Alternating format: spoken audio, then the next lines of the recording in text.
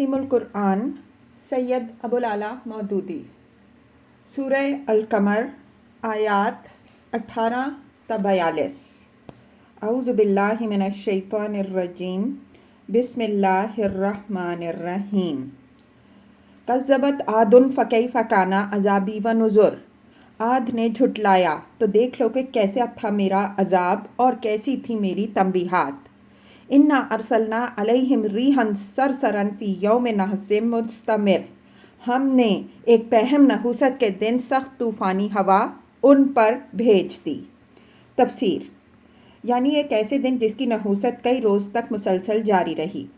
سورہ حامیم السجدہ آیت 16 میں فی ایام نحسات کے الفاظ استعمال ہوئے ہیں، اور سورہ حاقہ آیت 7 میں فرمایا گیا ہے کہ ہوا کا یہ طوفان مسلسل 7 رات اور 8 دن جاری رہا۔ مشہور یہ ہے کہ جس دن یہ عذاب شروع ہوا وہ بدھ کا دن تھا۔ اسی سے لوگوں میں یہ خیال پھیل گیا کہ بدھ کا دن منحوس ہے اور کوئی کام اس دن شروع نہ کرنا چاہیے۔ بعض نہایت ضعیف احادیث بھی اس سلسلے میں نقل کی گئی ہیں جس سے اس دن کی نحوست کا عقیدہ عوام کے ذہن میں بیٹھ گیا ہے۔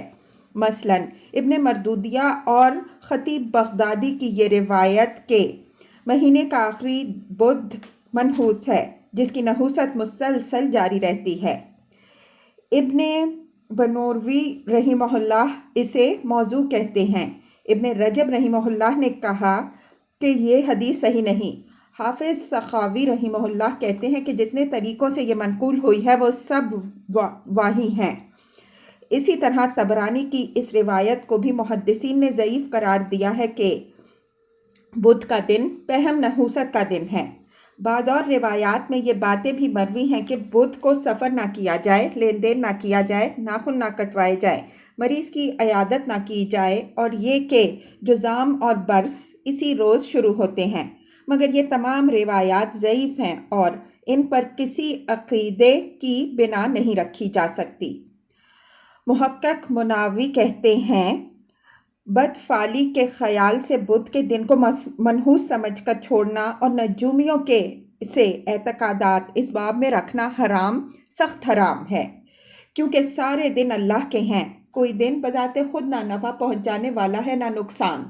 علامہ آلوسی رحمہ اللہ کہتے ہیں سارے دن یکساں ہیں، بدھ کی کوئی تخصیص نہیں، رات دن میں کوئی گھڑی ایسی نہیں ہے جو کسی کے لیے اچھی اور کسی دوسرے کے لیے بری نہ ہو، ہر وقت اللہ تعالیٰ کسی کے لیے موافق اور کسی کے لیے ناموافق حالات پیدا کرتا رہتا ہے۔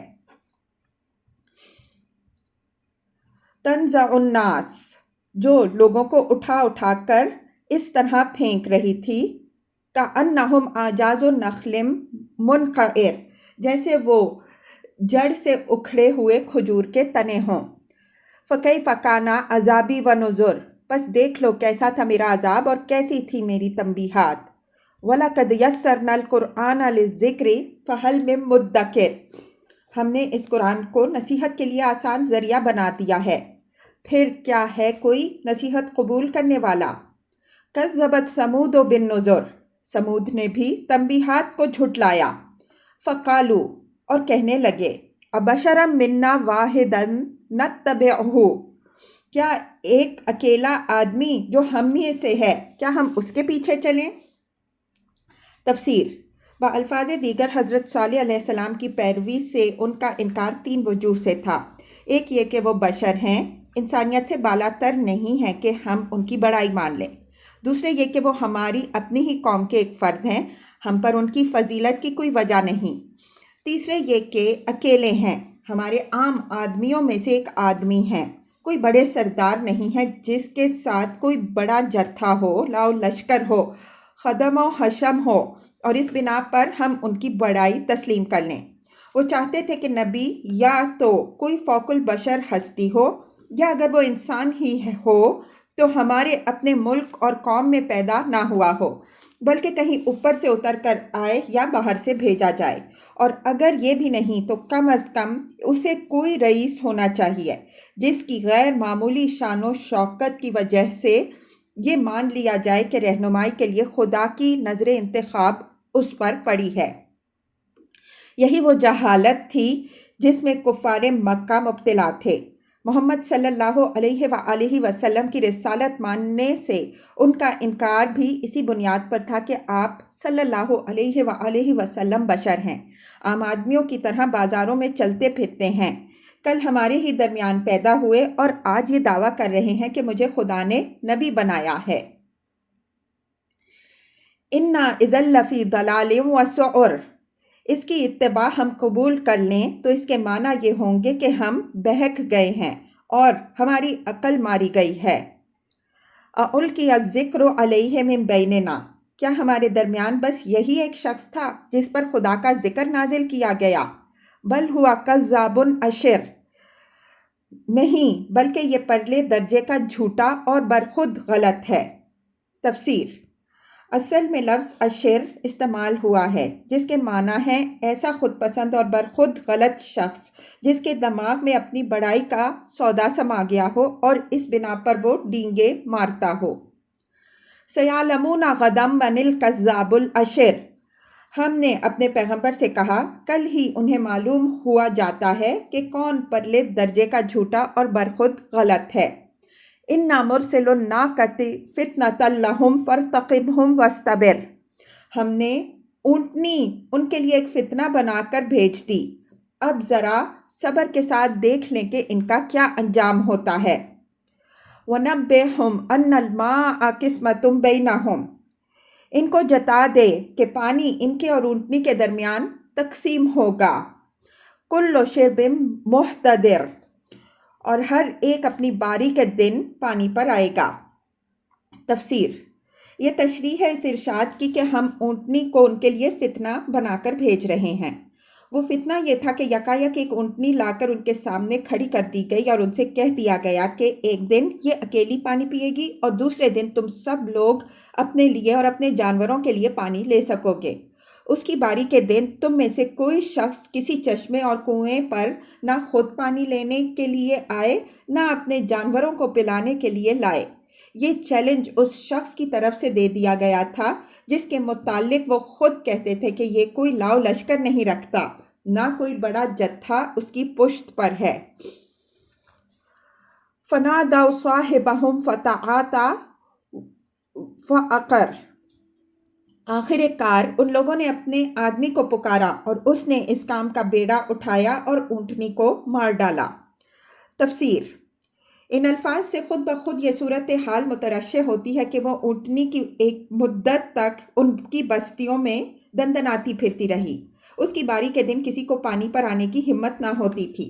آخر کار اپنی قوم کے ایک ملچلے سردار کو انہوں نے پکارا کہ تو بڑا جری اور بے باک آدمی ہے، بات بات پر آستینیں چڑھا کر مارنے اور مرنے کے لیے تیار ہو جاتا ہے، ذرا ہمت کر کے اس اونٹنی کا قصہ بھی پاک کر دکھا۔ ان کے بڑھاوے چڑھاوے دینے پر اس نے یہ مہم سر کرنے کا بیڑا اٹھا لیا اور اونٹنی کو مار ڈالا۔ اس کے صاف معنی یہ ہیں کہ وہ لوگ اس اونٹنی سے سخت مرعوب تھے، ان کو یہ احساس تھا کہ اس کی پشت پر کوئی غیر معمولی طاقت ہے، اس پر ہاتھ ڈالتے ہوئے وہ ڈرتے تھے اور اسی کی بنا پر محض ایک اونٹنی کو مار ڈالنا، ایسی حالت میں بھی جب کہ اس کے پیش کرنے والے پیغمبر کے پاس کوئی فوج نہ تھی جس کا انہیں ڈر ہوتا، ان کے لیے ایک بڑی مہم سر کرنے کا ہم معنی تھا۔ مزید تفصیل کے لیے ملاحظہ ہو تفہیم القرآن جلد 2 سورہ اعراف حاشیہ 58، جلد سوم سورہ شعراء حاشیہ 104 تا 105۔ فَكَيْفَ كَانَ عَذَابِي وَنُذُرِ، پھر دیکھ لو کیسا تھا میرا عذاب اور کیسی تھیں میری تنبیہات۔ اِنَّا أَرْسَلْنَا عَلَيْهِمْ صَيْحَةً وَاحِدَةً فَكَانُوا كَحَشِيمِ الْمُحْتَظِرِ، ہم نے ان پر بس ایک ہی دھماکہ چھوڑا اور وہ باڑے والے کی روندی ہوئی باڑ کی طرح بھس ہو کر رہ گئے۔ تفسیر: جو لوگ مویشی پالتے ہیں وہ اپنے جانوروں کے باڑے کو محفوظ کرنے کے لیے لکڑیوں اور جھاڑیوں کی ایک باڑ بنا دیتے ہیں۔ اس باڑ کی جھاڑیاں رفتہ رفتہ سوکھ کر جھڑ جاتی ہیں اور جانوروں کی آمد و رفت سے پامال ہو کر ان کا برادہ بن جاتا ہے۔ قوم سمود کی کچلی ہوئی بوسیدہ لاشوں کو اسی برادے سے تشبیہ دی گئی ہے۔ وَلَقَدْ يَسَّرْنَا الْقُرْآنَ لِلذِّكْرِ فَهَلْ مِن مُدَّكِرٍ، ہم نے اس قرآن کو نصیحت کے لیے آسان ذریعہ بنا دیا ہے، اب کوئی ہے نصیحت قبول کرنے والا۔ کذبت قوم لوط بالنذر، لوط کی قوم نے تنبیہات کو جھٹلایا۔ انا ارسلنا علیہم حاصبا الا آل لوط نجیناہم بسحر،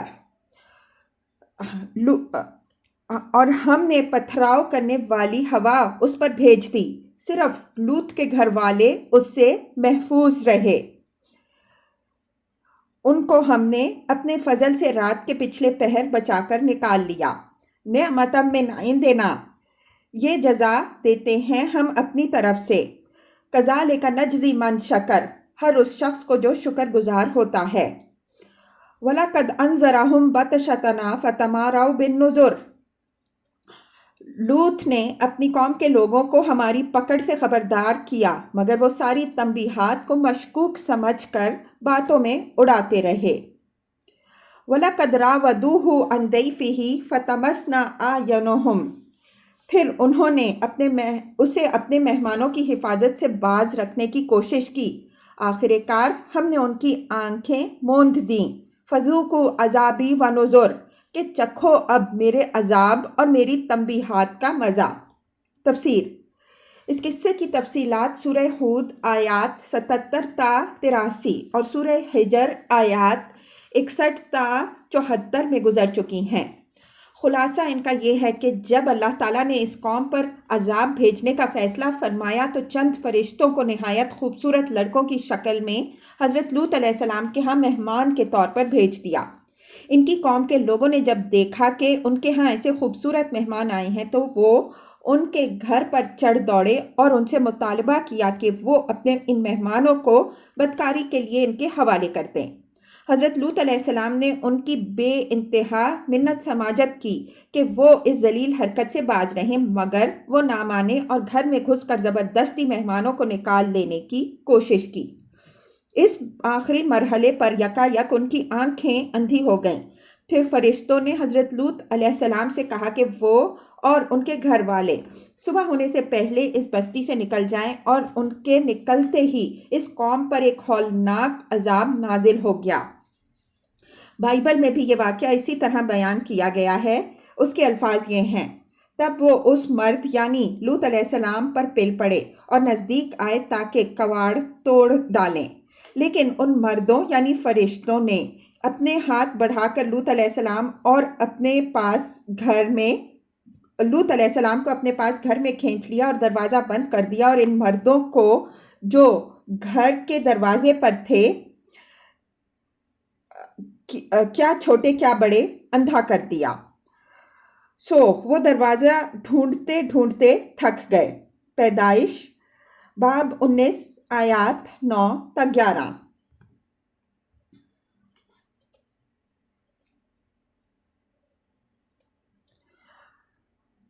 وَلَقَدْ صَبَّحَهُمْ بُكْرَةً عَذَابٌ مُسْتَقِرٌ، صبح سویرے ہی ایک اٹل عذاب نے ان کو آ لیا۔ فَذُوقُوا عَذَابِي وَنُذُرِ، چکھو مزہ اب میرے عذاب کا اور میری تنبیہات کا۔ وَلَقَدْ يَسَّرْنَا الْقُرْآنَ لِلذِّكْرِ فَهَلْ مِن مُدَّكِرٍ، ہم نے اس قرآن کو نصیحت کے لیے آسان ذریعہ بنا دیا ہے، پس ہے کوئی نصیحت قبول کرنے والا۔ وَلَقَدْ جَاءَ آلَ فِرْعَوْنَ النُّذُرُ، اور آل فرعون کے پاس بھی تنبیہات آئی تھیں۔ کذبوا بآیاتنا کلہا فأخذناہم اخذ عزیز مقتدر، مگر انہوں نے ہماری ساری نشانیوں کو جھٹلا دیا، آخر کو ہم نے انہیں پکڑا جس طرح کوئی زبردست قدرت والا پکڑتا ہے۔